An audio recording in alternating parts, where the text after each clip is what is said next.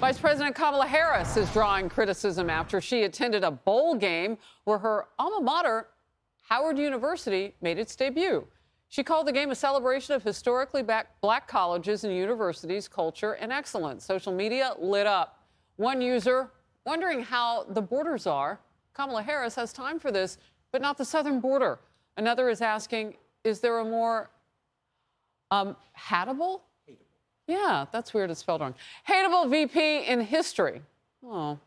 This comes as Team Biden is trying to win back black voters. A recent poll shows that after overwhelmingly winning that voting bloc in 2020, support has now plummeted by nearly 20 percentage points. Raymond Arroyo, helping me read the typos on the screen, Fox News contributor. So if you want to get the attention of black voters, you got to do what Donald Trump did.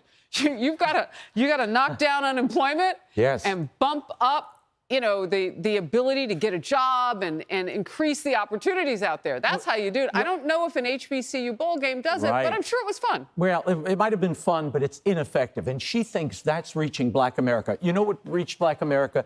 A thriving economy and a border that was shut down. And Trump going to that UFC game, that UFC tournament out in Vegas the other day. That lights up everybody. You got rural voters, you got white voters, you got black voters. They're watching that. Oh, interesting. Yeah, it gives him cultural cachet. But the other problem here, the border czar, she is putting pressure because of their inaction at the border. It's destroying the inner city. It's destroying urban centers. I had a black lady just around the corner at the Roosevelt Hotel tell me a few weeks ago, my family was thrown out of housing in this city to accommodate these migrants coming. Black America feels that acutely on top of the inflation and the crisis of their dollar shrinking. So go to Chicago. Yeah, even worse. Talk to the people in Chicago. Yeah. I mean, you've seen black residents there saying, look, we're getting pushed out. A similar story. The other thing, too, you're talking about groups of black and brown people in either occasion. Mm-hmm. Whether you're going to a bowl game, and I shouldn't call the border crisis an occasion, it's not, it's a disaster. Yeah. And I just wonder why she can't do two things. She could do both. Mm-hmm. You can support the wonderful HBCUs in this country and also deal with the crisis on our southern border. No. If you can't do that as vice president, then how would you do it in any other position? Well, the community feels abandoned. I mean, I speak to my friends in New Orleans. You talk to folks in Chicago and L.A. Yeah. They feel totally abandoned, and that's why 22% of black Americans in swing states say, according to the New York Times, they're voting for Trump. That is a bad number for the Biden-Harris ticket. Los Angeles' far-left district attorney George Gascon has announced a new chief of staff. Her past social media posts are stirring up some controversy.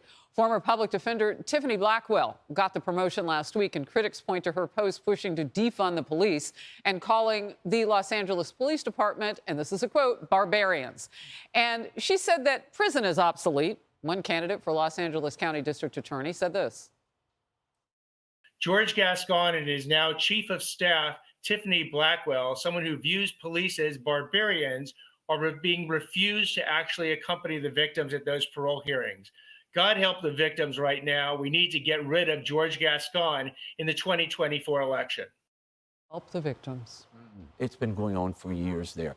Looking the other way when lawlessness happens, not prosecuting appropriately when cops are killed, when gangs are involved and take down innocents. And that's Gascon's record. It's also this Tiffany Blacknell's record. She gave a big plea deal to a group of gangbangers in L.A., and to have that kind of hatred toward the police at a time when lawlessness is exploding, why? Because you've demonized police and you've not prosecuted as appropriate to the law. This is the wrong way to go in L.A. All right, we'll say in California, big backlash there. The rural Mount Shasta ski resort wants to install a 20-foot statue of the Virgin Mary, but some people are not happy about that. Merry Christmas to them.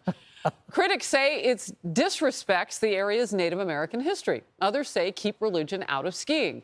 Opponents also started an online petition demanding the resort cease and desist construction. So far, the park has not mentioned any plans to reverse its course. No. Well, this is private property, Harris, to begin with. It's a ski resort. Yes, they rely on the Park Service for some licenses to operate, but where they're putting this Virgin Mary statue is private property.